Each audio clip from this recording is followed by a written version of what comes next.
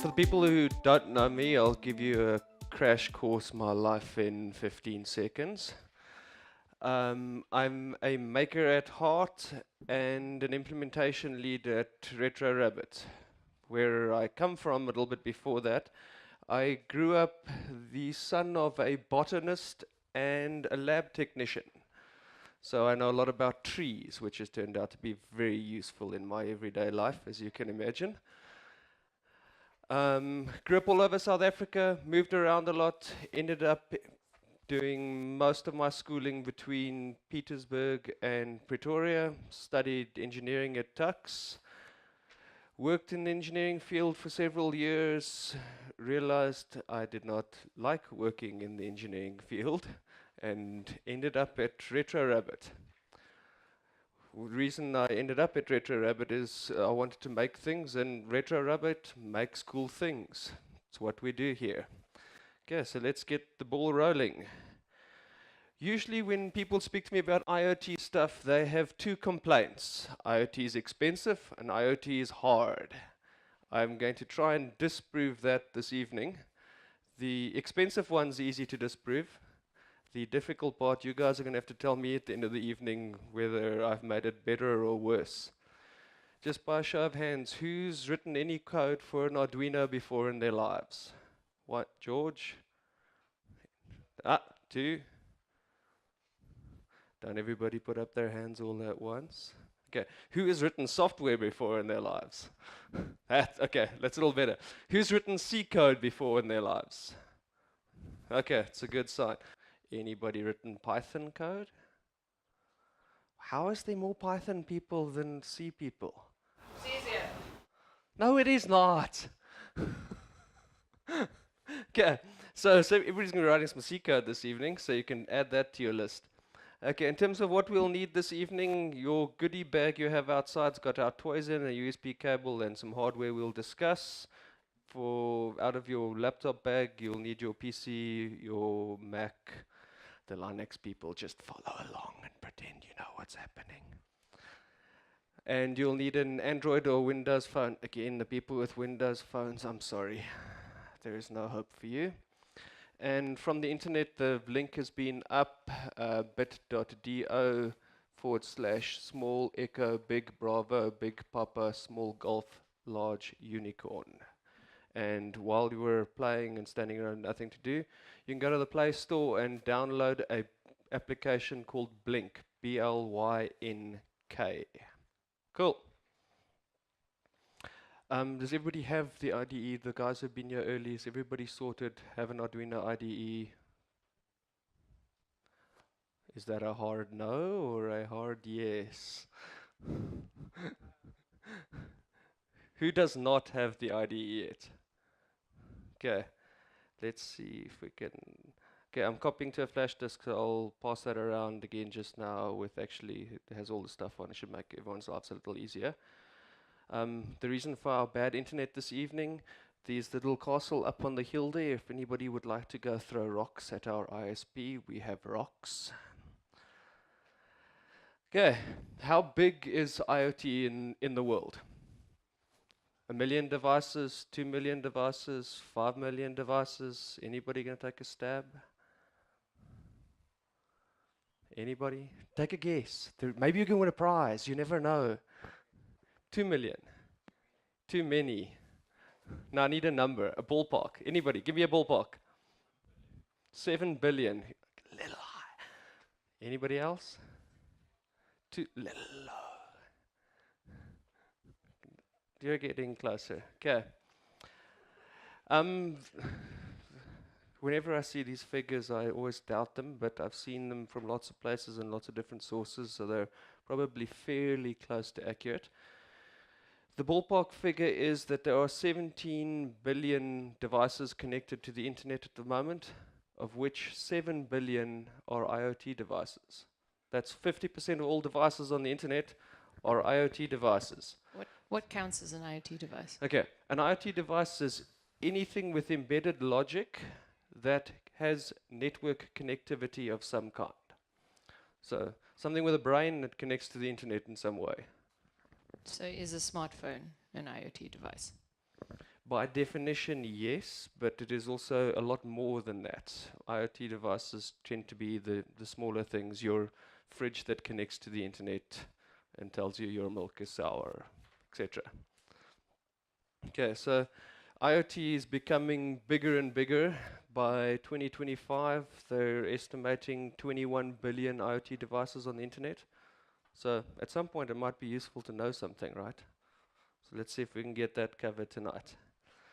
So I mentioned that people always ask me two things about IoT devices. So we're going to try and build an IoT device for under 150 bucks, get a cell phone app on our phones in 15 minutes, and build something.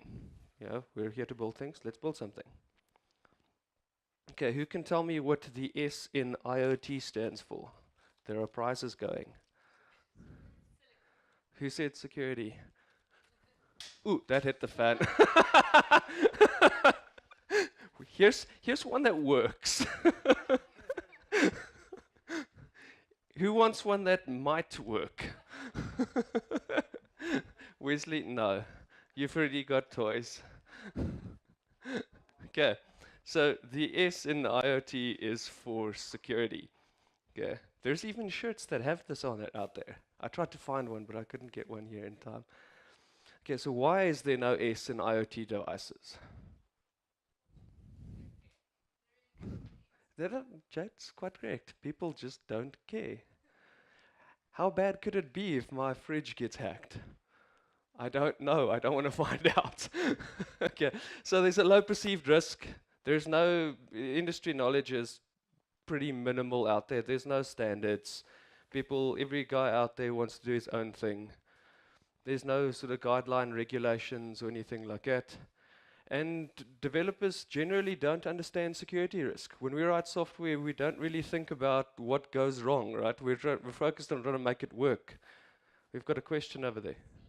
Sorry? Part of the problem is C. Part of the problem is C. Part of the problem is our IoT backbone and how we communicate stuff. C is not great at security. There are ways around that. We'll get to some of those. So what are we going to do about it as developers? We should probably think about security at some point when writing code. That might be a useful starting point. And we should choose technologies, like you said, C. Okay, C is not a great technology choice. I'll show you some ways that can help with that. There are much better languages out there when it comes to security. There's a nice little company, imthecavalry.org. It'll give you lots of information about who's doing good stuff, who's doing bad stuff, what works, what doesn't work. They're trying to come up with a guideline and regulations. I don't like regulations, but maybe some guidelines are not a bad idea. Okay, for everybody who has got their toys out and started looking around at what we're playing with, the funny square thing, okay, which is three parts.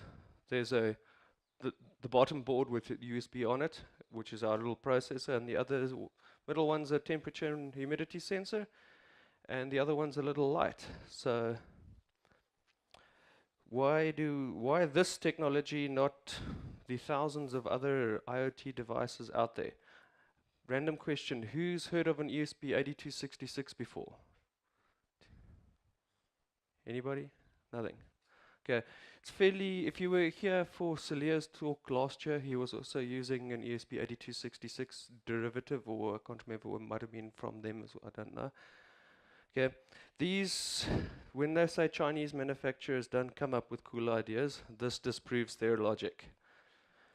Processors were always fairly expensive and had limited supported out-of-the-box hardware functionality like Wi-Fi, USB, stuff like that. The Chinese came up with this little company called Expressive, came up with a little integrated circuit that has all of the things IoT makers want in one device. For under, when they launched, they were $5. They're now sub-dollar if you order volumes. So what made them work well? They're insanely low power. You can run these things off like a pen light battery for a year. They have very, very good low power modes. very nice SDKs, 32-bit processors, which is nice for something which fits in the palm of your hand, and it runs insanely fast. Out of the box, 80 megahertz processor. You can, with the magic of a tick box, double that to 160 megahertz. And if you want to end up using this in production, FCC and CE approval out of the box. So always useful. And in terms of what we're going to use to build the actual app tonight, for the guys who have downloaded Blink already and started playing around, Blink is a technology that started off when MQTT still sucked. MQTT's gotten better. Okay, it got a lot better, and then beginning of the year they launched the new MQTT protocol, which added more bloatware than functionality, so it got worse again. But yeah, we'll give it time; they'll get better. Okay. So Blink works well with all of the Arduino stuff that's out there. Everybody's seen Arduino stuff on the internet for IoT stuff, playing around with stuff. Even Wesley in the background there has seen an Arduino device in his life. Okay.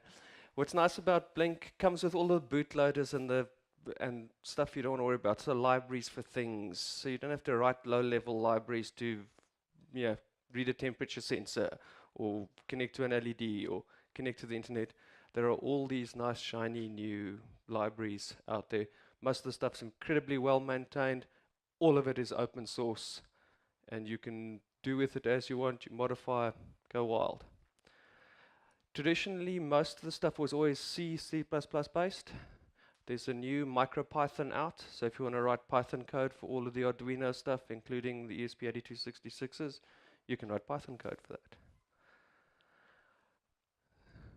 Okay, in terms of tech, we've covered a lot of this already. Yes, we have covered all of that. So let's get down to actually building an app, shall we? For people who, if you've got Blink open, running, working, installed, you end up with a screen like you register, and you end up with a screen that looks something like that. We're going to go create ourselves a project, and the hardest part of that is figuring out how the emulator actually interprets finger presses. So we're going to scroll down to something that says WeMOS D1 Mini and select that. Okay. And give yourself a shiny project name. Okay. We're going to be connecting with the Wi-Fi. You can choose a light or dark theme. What shows better on the display? Light or dark? Dark. Okay. Light. What's more legible at the back there? Dark. Okay, I'll try do this on the one side of the screen so we can see what's on the projector on the other. Hit create, and it will email you an authentication token, so we'll need that in a minute or two. And we end up with our shiny little app builder. So nice little drag and drop environment, drag things onto the screen. A year ago, they were absolutely terrible. They've come leaps and bounds in the last year. For two guys out of Russia who built stuff, Blink is now the fourth or fifth largest IoT platform. So for two guys with no funding, not bad going in a couple of years, considering you're up against IBM, AWS, other small companies. Okay, so let's add some things. We're going to need a labeled value, so we can just add one of those, add another labeled value, and we're going to add our shiny little color selector, wherever the hell that is. There we go. Sorry, the emulator sucks, to be honest. Okay, so if you select one of the label value items we said, we can give it a little title. So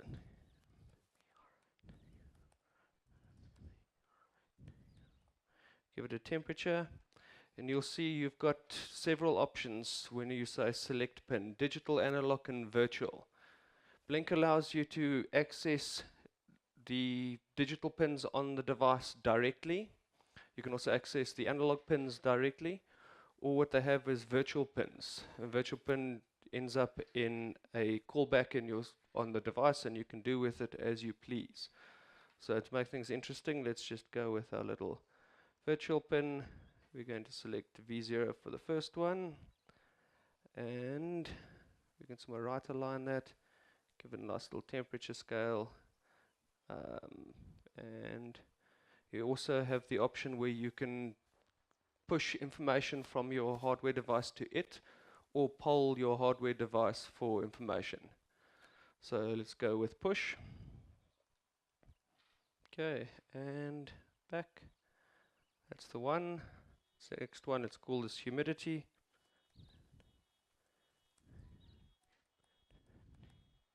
Someone's car alarm is going off.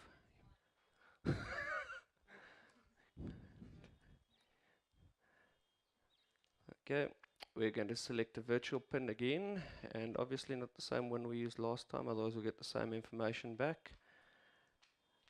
And give it a little color scheme. And okay.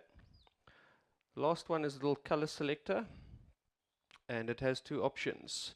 You can either send each parameter as a variable on its own, or you can pass all the parameters as one single variable as an array. So passing stuff as an array makes a lot more sense. Also, we're going to give it a virtual pin number. Okay.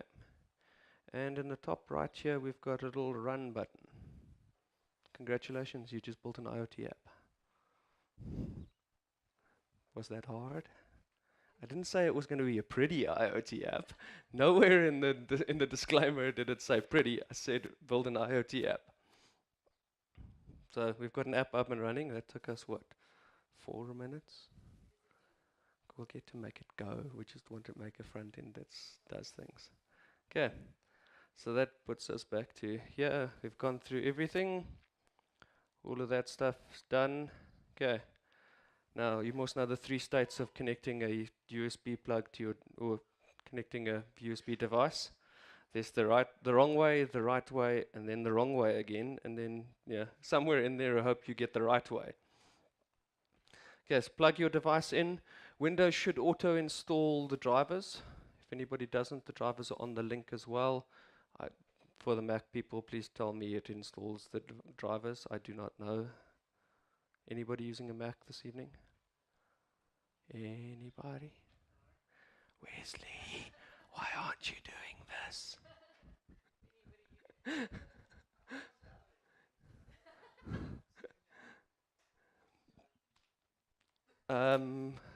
Mac IDE is on here.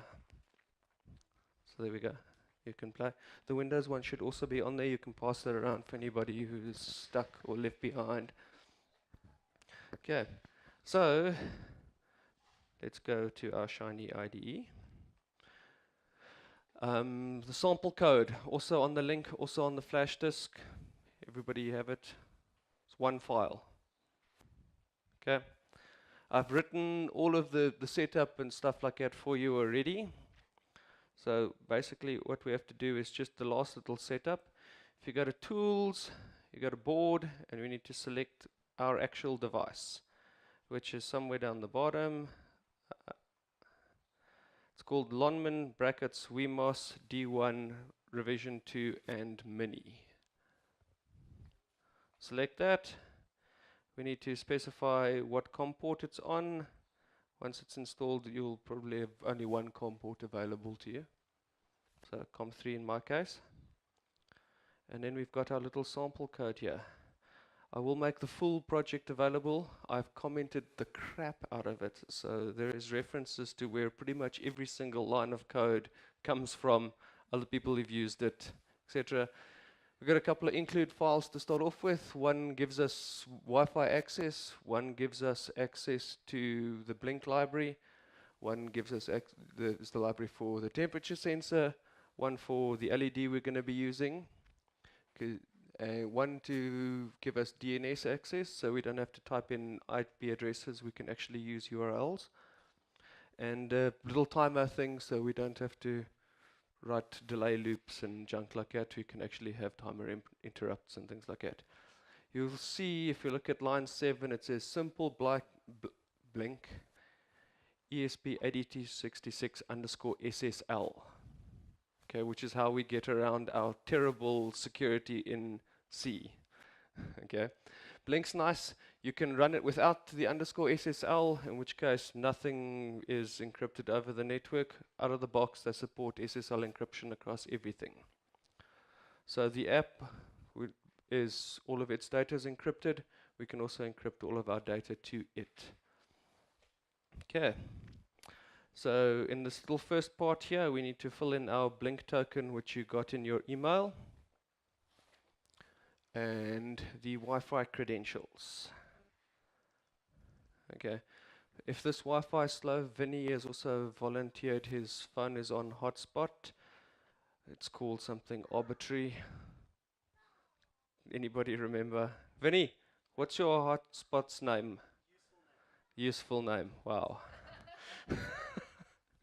Okay, so fill in useful name or Rabbiteer with the same password.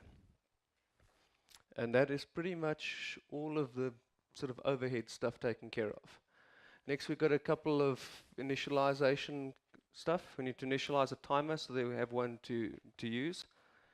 We're going to initialize the temperature sensor and the little LED. This little LED is different to most RGB LEDs. Most RGB LEDs require you have to send it what electrically you need to send it what red, green, and blue mix you want. These little neopixels are quite nice. You give it power and you have a data line and you tell it what power and brightness you want. So it's like having an LED with an address. You can daisy chain several hundred of them together. You can buy them in long ropes, each LED individually addressable. Also started off ridiculously expensive. They were $25 2 years ago each. You can buy them now, I think they're about $5. And if you buy them in bulk or on units, this whole unit was like $1. So they're getting cheaper and nicer and friendlier to use. Okay, that's that. A little setup function which you guys all have already. We're going to add some serial debugging because we're lazy and like to see what's happening. I don't suppose anybody here has written embedded code where you end up debugging with a flashing I like you. Who remembers debugging code with a flashing LED somewhere in your piece of code? There we go. We can now have actual serial port access. You can write intelligent errors out. Okay, initialize our little temperature sensor. One simple line, dht.setup. You specify which pin it's on, and you give it a type. These little temperature sensors, there's two versions. There's the DHT11, which is the cheaper of the ones. No decimal point resolution, and it's fairly slow. You usually can't get readings more often than once a second out of it. The DHT12 gives you 2 decimal points accuracy, and they're way, way faster. They're also a little bit more expensive. And when I say a little bit more expensive, they're like $50 more. So a little bit more expensive. We're going to start a little timer so that every 5 seconds we can read temperature and send it to our little app. So timer, set interval, give it a time frame, and specify your callback. Okay. In terms of our little NeoPixel, you give it a begin to tell it to go and initialize all the sensors that exist out there and specify a default brightness. Don't have to set the default brightness. We don't have to set a brightness out of the box. It comes set at 100%. So if you don't do anything, that's what it will do. Okay, now we need to connect to an internet. This is pretty much the only actual line you need. Wi-Fi.begin. One line of code, connect to the internet. Everything around that just gives us a little bit of debug information. So we'll print out some stuff to a terminal that we can actually see what's happening. Okay, we'll also print out our IP address and stuff like that. That's pretty much it. So once we're connected to the Wi-Fi, we need to connect to the Blink server. You can give it your token, where the server URL is, and what port you want to use. So for the URL is cloud.blink.com. If you're using SSL, that's port 443, as opposed to port 80, I think, for non-SSL stuff. And then simply blink.connect. Boom. You're connected to the internet. Okay. Now we're going to write the two most difficult lines of code you'll ever write in this application. Okay. Arduino code usually has two main functions, a setup function and a loop function. The setup function runs once on boot. The loop function, if anybody remembers old C code, is main. It iterates iteratively through this. For the people who like Python, that while loop in all of your code. Some of your code. Okay. So blink.run and timer.run. Blink. The main thing with writing Arduino code, don't write blocking code in your loop function. Okay, everybody know what blocking code is? Anybody want to talk out loud for the rest of us?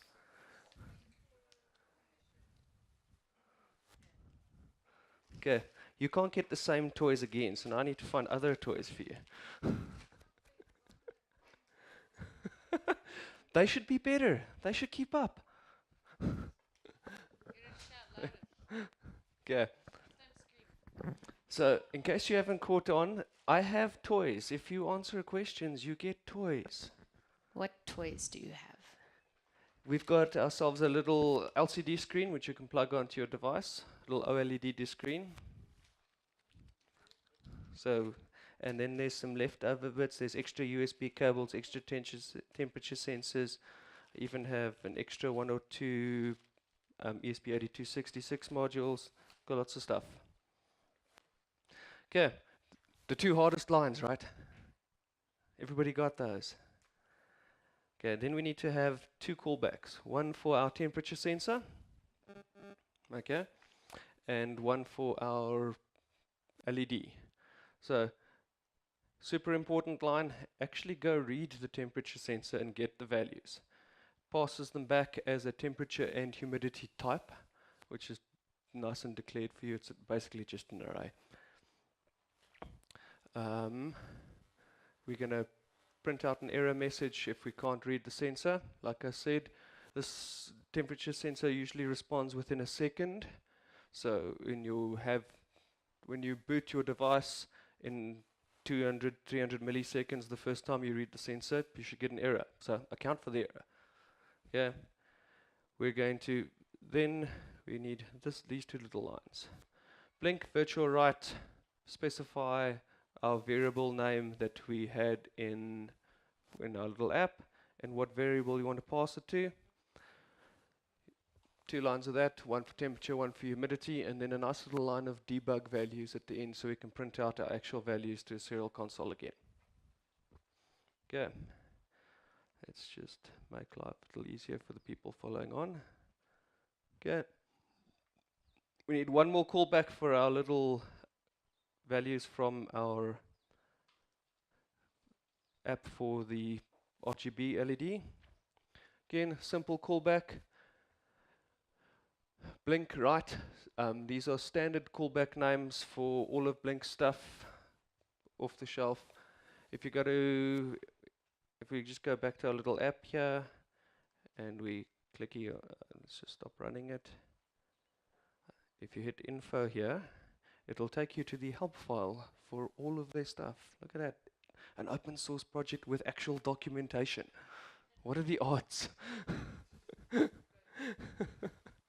Okay. Where were we? Okay. We need to get the actual parameters. I've done this the long way around for the sense of readability where I get them all individually. So get the red, get the green, get the blue, assign them to an unsigned int. Okay. Send those values to the pixel. Okay. You could have done that all in one line of code. You could have passed the parameters in. It's just easier to read this way. And then one extra line is send the actual information to the pixels. Because they're individually addressable, you can update all of the, you can send the new status for all of the devices if you've got lots of the LEDs in a chain, and then update all of them at the same time. So if you want to make them all red from green to red, you can set red to all of them and then update them all at once. So you're not reliant on them updating one at a time. That's it. That is how hard our code is. Okay, now let's see if it'll actually run. I need to just find my token if I had internet. Oh, there we go.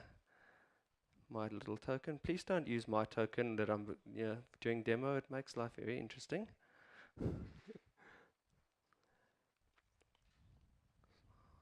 Sorry, wrong place.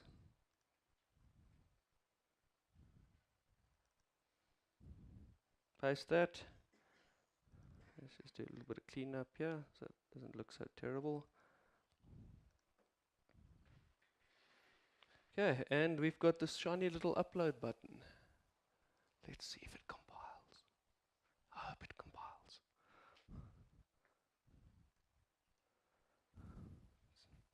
Well, it hasn't thrown an error yet, so that's a good sign. Okay, who is as far as I am now in terms of getting stuff running? Sorry, my bad. Where were we? Oh, there we go. There we go.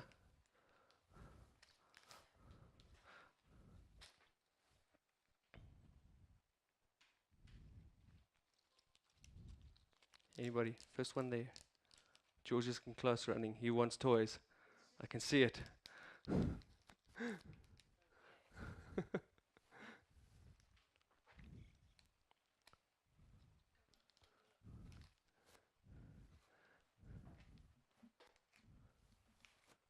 Who's close? George is close. George is close. Have you done it? You're done. Prove it. Show me. Prove it. Show me a compile that works. Yeah. No, then you're not done. Go select the port. Go to Tools. Go down to Port. And select COM5. There we go. Compile. George, you're still in the running here.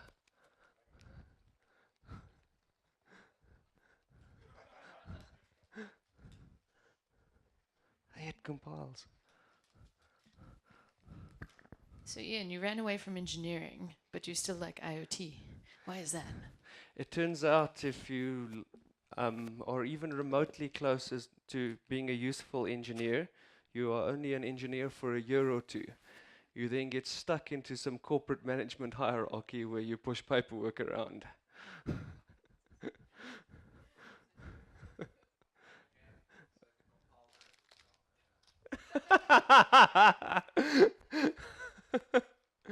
Cool. It's doing something. Yeah. Okay. If you got your app open on your phone.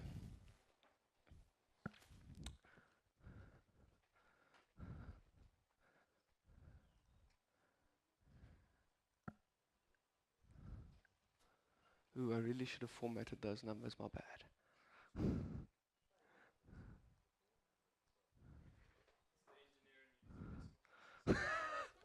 No, it's just the default. Engineers are lazy. Okay, so temperature, humidity, and I can hit.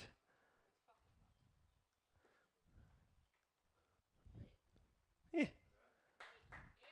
There we go.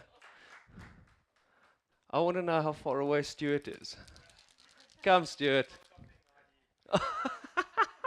Sorry, man. Retro Rabbit apologizes for its shitty internet tonight. Like I said, the people who need rocks thrown at them, they're on the hill with a nice castle. They really like it when you throw rocks at them. We'll even They might provide fix the our rocks. internet then. Yeah, yeah. Can I get something for imagining my code compiled? For originality. Yes, you can get something. George, I think you should start imagining. Oh, yes, I know what your issue was with, because you copied.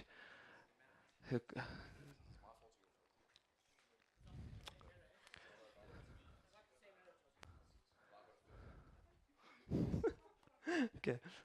I will leave the link up so people can play with this at home. So I think George, for sheer determination, at least should get something. I mean, this is the second year in a row he's here.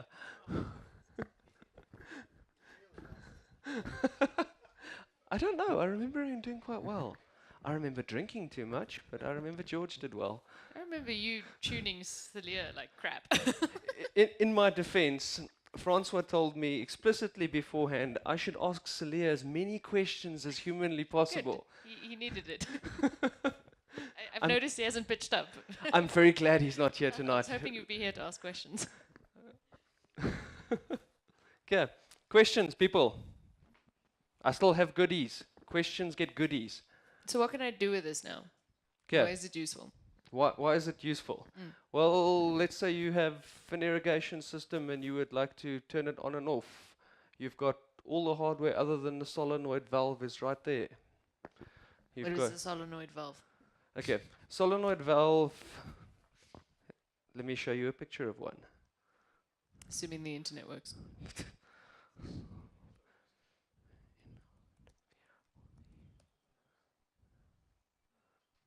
Is that thing. It is the actual electromechanical tap. So usually when putting the water and the electricity, that is a terrible price. Wow. What should you pay for one? in That case should we be go- around 100 rand. Okay, so don't buy from builders. Irrigation warehouse, Silverton, Dyko Road, they're $100. Exactly. There we go. We found an even cheaper supplier. At least it's a decent brand. I'll give them that for the 400 rand. Do you find that IoT things are often overpriced? Because we always used to find them In the super South expensive. African context, yes. But most products in South Africa are overpriced because every retailer thinks he's going to get rich by selling one device. Do you want to make 1 rand? Do you want to make 1 million rand selling one device? Or do you want to make 50 million? Or you want to make 5 rand off each device and sell 200 billion of them? Where can I source electronics like this? Okay, there's a company up the road here called Electronics 123. They've got lots of stuff. There are robotics.org are very good. Their prices are quite reasonable as well. RS Components. RS Components have lots of stuff. They have good delivery lead times, but you pay for that service. So if you're in a rush, RS Components will totally bail you out. My question relates to the networks that's currently available for IoT. The example that we had now uses Wi-Fi, and that's fine for your home environment. But for instance, if I want to build a smart mine system where there's not reach for Wi-Fi, the networks that are currently marketed in the South African context is Sigfox and LoRa, but that leaves you with very little bandwidth for your communications. So you're stuck with communicating very little data. And I know some companies are working on their own systems, their own communication protocols and things, but there's, like you said, there's not much in terms of governance at the moment, not much in terms of standards. Where do you see this going in future? Okay, who here has heard of Sigfox or LoRa WAN before? Cool. Who knows what the difference is?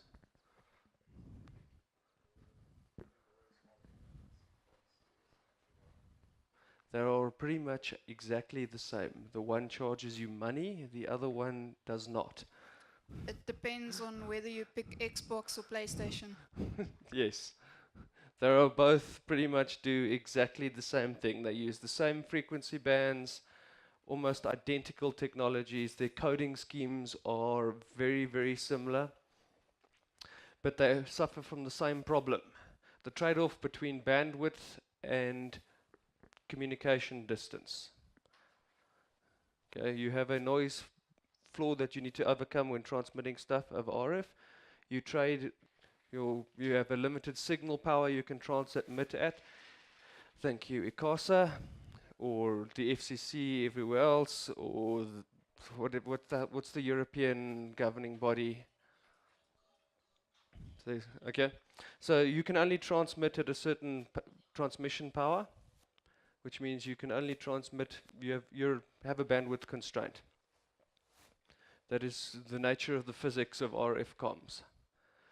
So, to answer your question, there is no holy grail answer. You will always have the trade-off between distance that you need to be communicate and bandwidth. There are some newer technologies out there that are into the 5 gigahertz Wi-Fi and stuff like that. It's got pretty good distances. It sucks if you've got any moving things. The Doppler effect really screws with their stuff. But there are coding schemes out there that should overcome that. The 5 gigahertz Wi-Fi, we're pretty much using the exactly same protocol as we've been using for Wi-Fi for, what's Wi-Fi been around, 15 years? We haven't really gotten better at that. There are 1,000 better coding schemes out there that survive Doppler.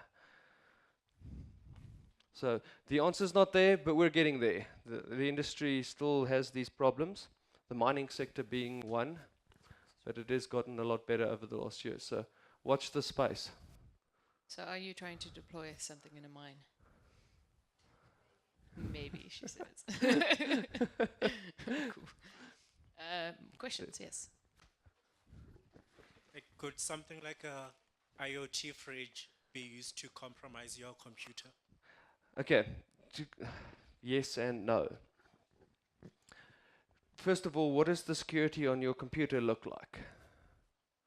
If you're running Windows and you run your updates, probably fairly good. If you're running Mac and you've updated in the last millennia, pretty good. If you're in Linux and you haven't gone and actually disabled the default out-of-box settings, pretty good. So, yes, your IoT fridge could compromise your internet or compromise your computer, but let's put it this way. Yes, you can. It is possible. The risk is definitely out there. How big that risk is, very hard to quantify. But what is not, so compromising your computer is one thing. Compromising the traffic on your local internet is probably where your biggest security risk is. We tend to have very blasé attitudes about our Wi-Fi at home. So your fridge gets hacked and now all your smart lights don't work. And you no longer have an internet connection. The horror. How would we survive? I may be wrong, but I think it's possible to actually, from your fridge, hack into your router and from there on compromise your whole network security. Yes. And once that is done, it's actually possible to get into your computer. Yeah. The link is not directly to your computer, it's you compromise your entire network infrastructure. Anybody else? Wesley was threatening all day to give me hell, but now he's quiet. It's like a little teddy bear. Your slides have disappeared. I don't know if your computer would sleep. So maybe put it onto the link so Will that do. people who came in a little bit late can maybe go play around. More questions? So let's say I want to make a voice changer. How would I go about doing that? In terms of what you want to digitize your own voice, for example. Yes, Okay. on the fly, like speaking through this microphone. Okay. The processing power in this little device, probably not good enough for something that is recognizable.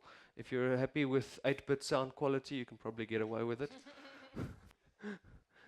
You're going to have to look at something with a lot more processing power, and a Raspberry Pi. Anybody want to buy Raspberry Pis? Have a look at a company called Orange Pi. Very nice stuff, half the price. Okay, so you're going to need more processing power. For Raspberry Pi, there are a lot of open source audio processing libraries out there. Python stuff, there's always open source stuff. So yes, can be done, not with what we have here, unless you are okay with really bad audio quality. Anybody else? So, what is the most? So I always go, "Oh, IoT sounds really fun," and then I'm like, "What am I going to build with it?" I've got sensors. Great. Now what? What is the most interesting thing, or well, two questions. What is the most interesting you've personally built, and what would be the ultimate IoT thing you could think of building? Okay, the 3 latest projects in my house. Yeah, let's start with 3. I recently put in a solar geyser, which has an electrical backup element. I'm using one of these, a couple of temperature sensors, and a relay. So what I do is I read the geyser temperature. If it hasn't been sunny enough for the day and it's now 8 o'clock at night, turn the electrical element on. If it's been sunny enough all day and the geyser's hot enough, don't turn the backup element on.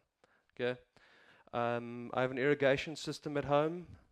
Also, one of these because they're dirt cheap. So from my phone, which if it had battery, I would show people. I have an app that automates my entire irrigation system at home.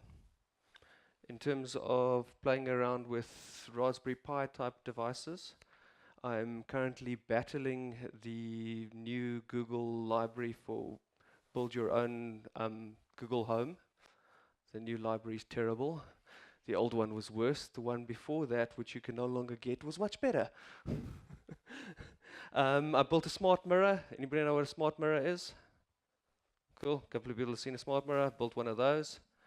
Basically, it's a mirror with a screen behind it. So when you walk up to the mirror, it tells you date, time, weather, my calendar for the day, my commute to work. That's very cool. Yeah. I want one. What else is floating around now? Any You of these share the code. son-off devices, they're all running ESP8260s in them. Okay? They are all hackable. You can buy the device off the shelf, tear the cover off, it's not hard, and reprogram it with your own firmware. So if you want an off-the-shelf hardware device that you can buy that you can do your own with, there's open source, I think it's called Tomato or something like that. It's an open source platform for home automation and stuff like that. You can run it with off the shelf. They connect to Google Home, Alexa, the Amazon Echo, off the shelf. What else have I done the last while? Can you remember anything else? Yeah, the missus is shaking her head. She just walks around and tells Google to turn the lights on. That's all I do. And play music. Did it do well, though?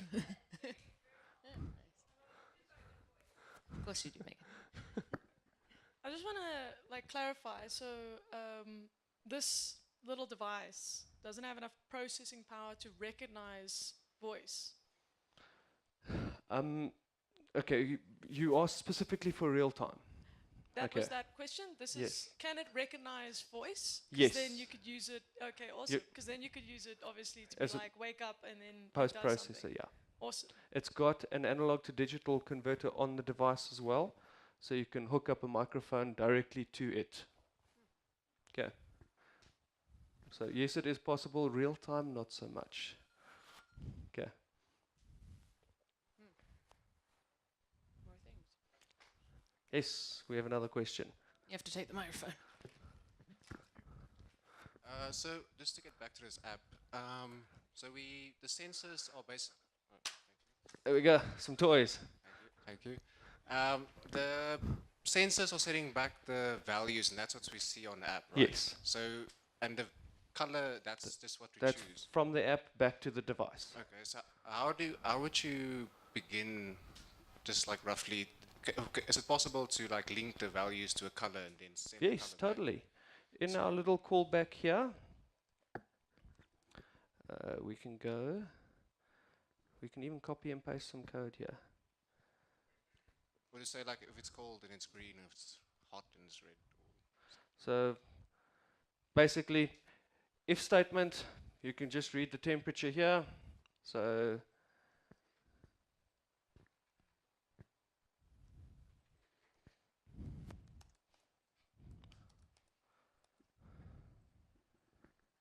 we should probably do this a little separately.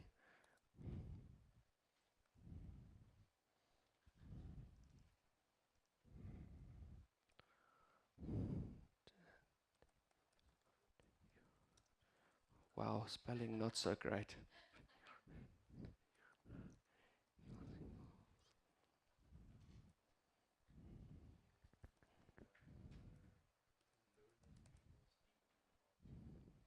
That, yes. Okay, let's just get rid of our magic extra bracket. And we can go.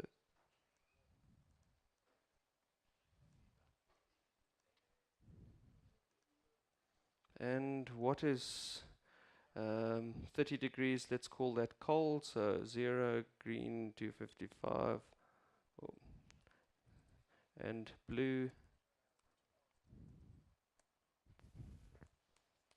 There we go. Cool, thanks. It's easy as that. Anything else? So is the Android app, We've got 2 questions. Who was first? The gentleman at the back. He's got the mic already. okay, is the Android app making requests to the board, or is the board pushing the values when it's ready? Okay, if we go back to our app here, we have both options available to us. So you'll see here, I select push, okay, which means the hardware device pushes information back to the app. We can also change this and have the app request the information. So we can say every minute, okay, and we'll obviously need to just change our have a callback in the code that actually passes that information back. So either option's available to you. Okay, so mine's related to the sensors that you can use on it. Yes. Can you daisy chain different types of sensors, like a photoelectric diode or something like that, to actually pass different types of resistance through to your analog inputs? Or should you rather just have them in series, or can you link them in parallel? Yes and no. Depends which devices. Okay. So it's internet work.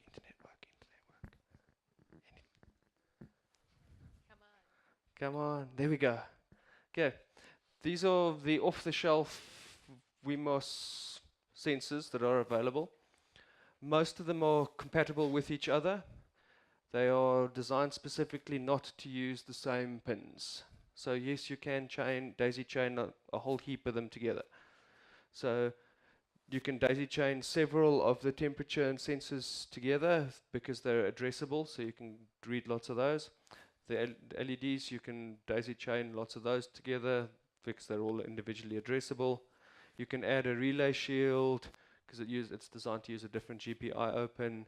You can add our little display, also uses different pins. So yes, you can daisy chain a whole massive amount of stuff.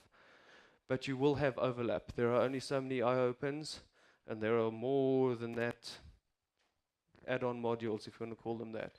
So if you go through the documentation for each of these, it will tell you which pins it uses, and you can check, make sure you don't have overlap. Cool.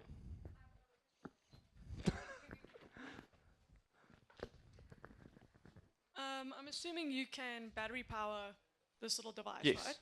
And then power consumption, Like, how long can you expect it to last on, let's say, a triple A battery? Pen light. Back in when I was that old. Remember, I'm that old. Wait. The ESP8260s have very, very good low power modes. If you want to enable the low power modes, there's a thing that says sleep on the back of here, which you bridge out, and then gives you access to all of the low power mode stuff. They are very, very low power mode. It pretty much shuts down almost everything on the processor.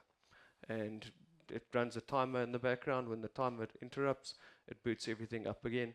Depending on what your application is, say you want to read this temperature once a day and email that to yourself.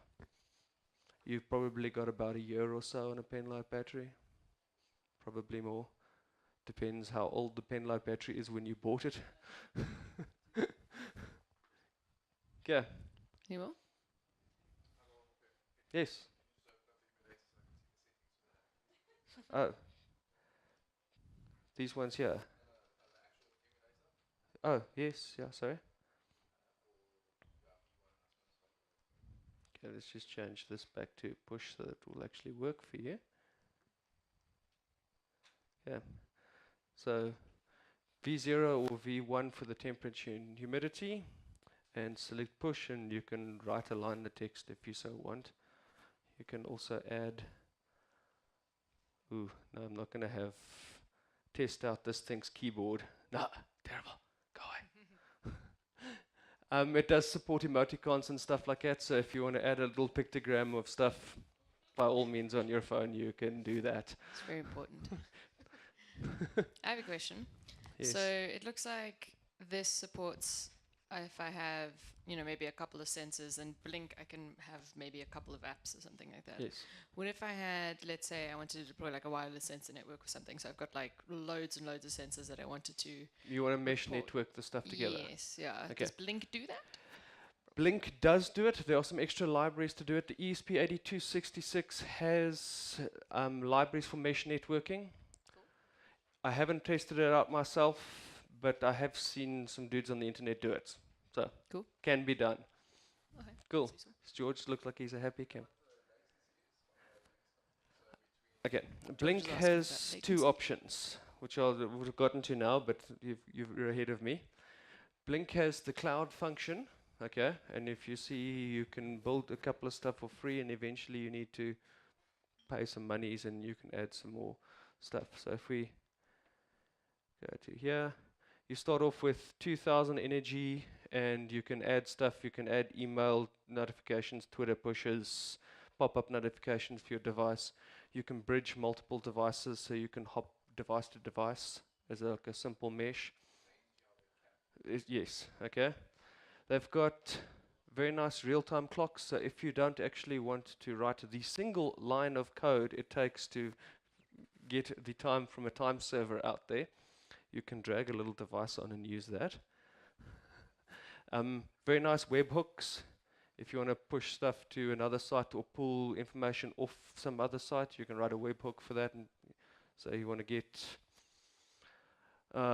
is it cloudy in Cape Town? You can write a webhook and pull that information off some weather service out there.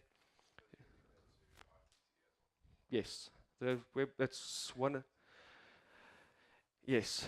Does anybody know the difference in if this then that and Zapper? Oh, well, ask a question. I wanted to know if you could write your webhook with relatively little pain to look it into Jira. So if you monitor something in a factory and you see something is going wrong, make a Jira case or somebody must go attend to that. Yes, you can. You can do it directly with Jira if you can figure out how their security stuff works. I don't know if they allow you to do that directly, but there's a way around that. There's two ways around that, in fact. One's called if this then that, the other one's called Zapper. What's the difference? Zapper seems to have more things. If the Zapper is what if this then that wants to be when it grows up. Zapper is super cool, super easy to use, has insane amount of features, but it costs money. Sorry? Yes, the free thing. If you start doing lots with it, it costs you some money. So your answer is webhook to Zapper and use Zapper to do all of the authentication stuff for you to push it wherever you want to push to Jira or Rivo, Slack, wherever. And I think I can confirm that Zapper has a whole bunch of Jira functionality. So it's really easy to hook up to the Zapper. And then from Zapper, you just go click, click, click, create new Jira issue. And it'll, every time you do something, it'll create a new Jira issue. It's great. Okay. Blink also supports Bluetooth functionality. So if you have one of Wesley's, wherever Wesley went here, one of his other Arduino devices that say doesn't have Wi-Fi but has Bluetooth, you can get it on the internet by using the Bluetooth somewhere else in your house and link it through that way. So another little mesh networking example. What else is cool in here? The very nice chart functionality. I'll pull some examples open just now, we can have a look at it. The other main advantage to Blink is, like I said, they've got the paid cloud version. They are also completely open source. You can take their entire cloud library and deploy it locally for 0 rands. It is completely free. And I run it at home on a very old Raspberry Pi. So it doesn't need lots of resources, runs it all background. Somewhere behind a desk, there's a Raspberry Pi, it runs a Blink server, does its thing. Occasionally, I give it an update. So you can pay some money for it, or it's completely free. It also has this other functionality, which is My Apps. You can create an app and push it to the Play Store. Okay, the pushing to Play Store does cost you money because Google won't let you do that for free. But, sorry? It's white labeled. You can do whatever you want with it. You can hard code it to a specific device address. You can make it so when you open the app, it asks you and you can fill in the credentials and do it that way around. Quite, yeah. So you can deploy something to the App Store with a matter of a couple of clicks and getting your Google developer account working. As far as I know, this also works for iOS. I have not tried it. If anybody has an Apple developer account or can quickly get one, and by quickly I mean under 3 months. Okay. So if we go back to where we started down this little rabbit hole, we've done some code. We had a question where IoT was expensive.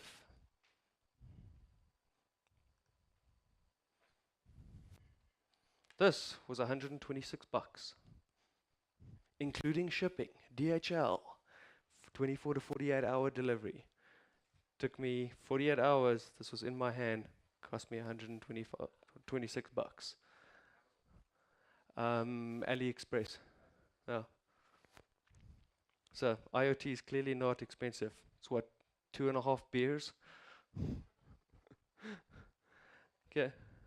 The other question is, how long did we spend on this? We spent, what, 5 minutes building an app, another 10 minutes writing some moderately acceptable C code. Quick to do. Was this hard?